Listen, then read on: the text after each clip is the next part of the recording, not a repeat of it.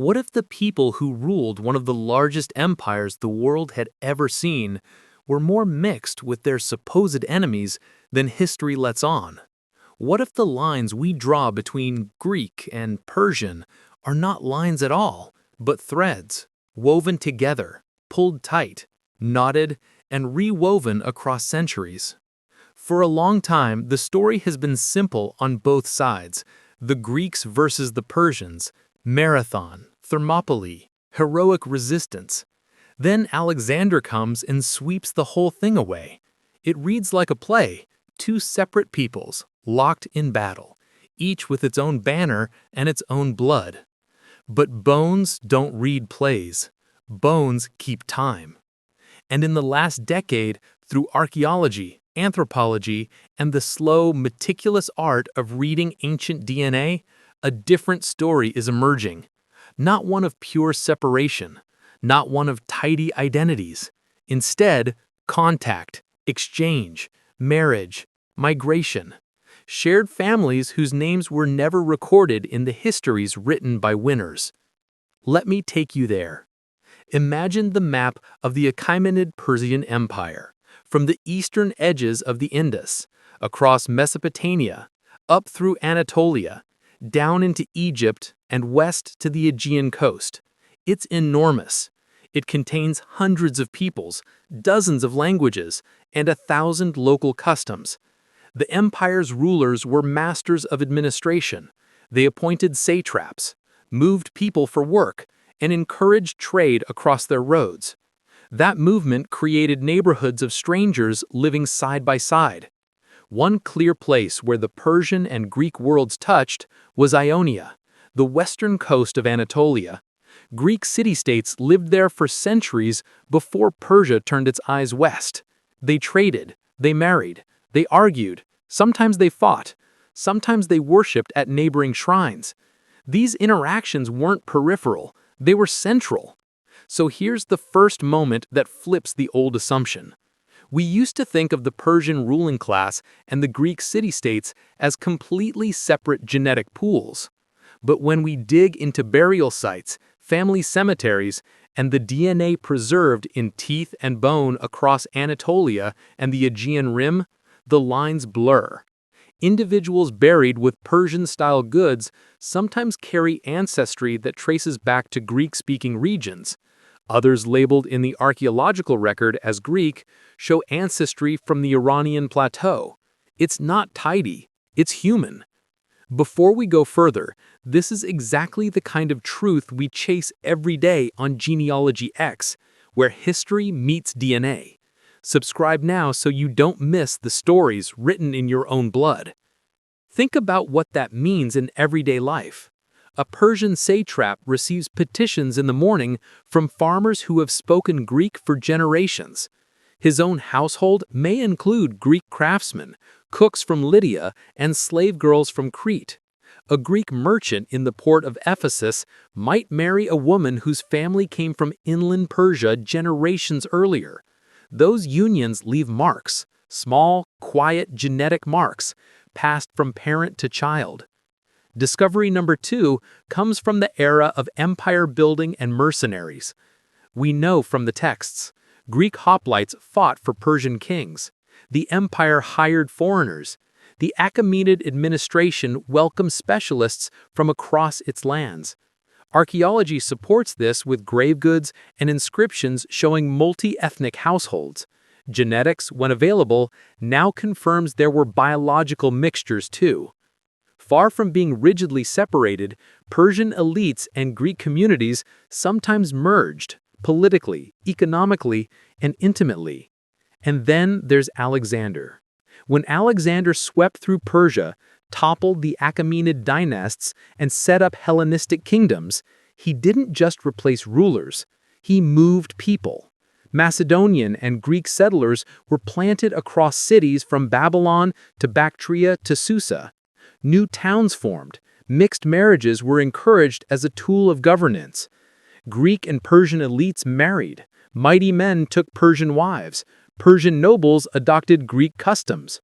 When you test remains from those centuries, you find individuals who carry both local Iranian ancestry and Aegean or Balkan ancestry. It's the genetic echo of Alexander's social experiment. That's the third discovery that snaps us awake. The Hellenistic age didn't just bring Greek language and art, it seeded genetic admixture across the old Persian world. Those children were neither purely Greek nor purely Persian. They were both, and both again multiplied across generations. Now, I want to be clear, this is not about erasing difference. People still had identities. They had language, religion, loyalties. But identity is not only culture. Identity is also blood memory. And blood remembers movement. So, how do we see this in the small things?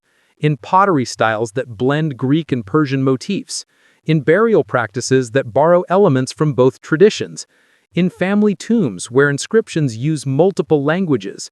Those are the visible layers. Under the surface, DNA keeps adding layers too. Here's a moment that should make you reconsider some cinematic images you've seen. Persian kings in regal robes and Greek soldiers in bronze helmets make for clean visuals. But human lives were messier.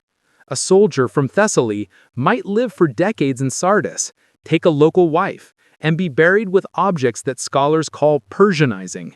His grandchildren could carry mitochondrial DNA from Anatolia and Y chromosomes from the Balkans. Those genealogies are small, intimate maps of empire. There's another angle we seldom talk about: the Silk Road and the Eastern corridors. Persia sat at a crossroads not just westward, but eastward. People, goods, and genes flowed across Central Asia into the Persian heartlands, so the genetic tapestry gets even richer. Central Asian lineages braided with Near Eastern, Anatolian, and Aegean ones. That helps explain the surprising signatures researchers sometimes find in Achaemenid-era remains that trace to regions we might not expect if we only read Greek histories. And now let's touch the modern thread. If you live anywhere in Greece, Turkey, Iran, or even farther into the Eastern Mediterranean, there's a real chance your genome carries tiny pieces of this imperial mixing. Maybe a mitochondrial fragment that came down from a woman who married into the satrap's household. Maybe a Y chromosome from a foreign mercenary. Maybe nothing obvious at all, just a handful of variants that, when put together across many people, reveal ancient movement. Ask yourself, would you want to know if your ancestors were part of that maze of migrations?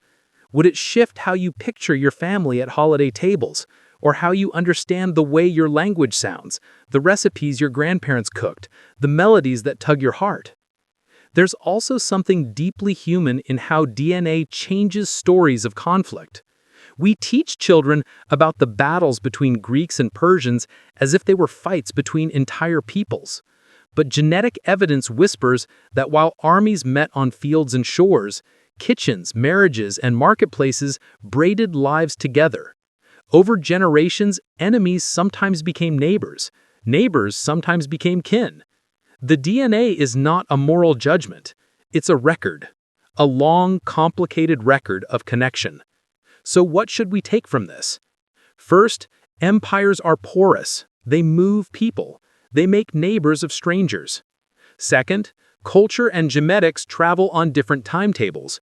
Ideas can spread faster than genes, but genes leave a stubborn, cumulative footprint that historians now can read with surprising clarity.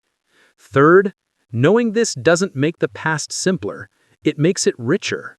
There are no tidy boxes. There are stories, many of them, all braided into the human saga. I want to leave you with one concrete image. Picture a child, 2,000, 3,000 years ago, standing where Asia meets Europe. Her mother speaks a tongue with sounds you might recognize as Aegean. Her father uses words that come from the Iranian plateau. They plant a garden in a small courtyard. They light oil lamps at night. They exchange songs. That child grows up. She marries. She moves. She has children. With each generation, her genetic thread spreads, tangles, and endures. That child's story is not exceptional. It is the story of millions. If you're holding a DNA test in your hand right now, you're holding the echo of those movements. You may carry Persian mountain blood and Ionian seaside blood and something from across the steppe all in the same genome. Would that change how you see the names carved on museum walls? Would it change how you think about the heroes of legend who are written as Greek or Persian? Maybe. Maybe it will make you kinder in a small way. Maybe it will make you curious. Maybe it will make you feel quietly and wonderfully less alone.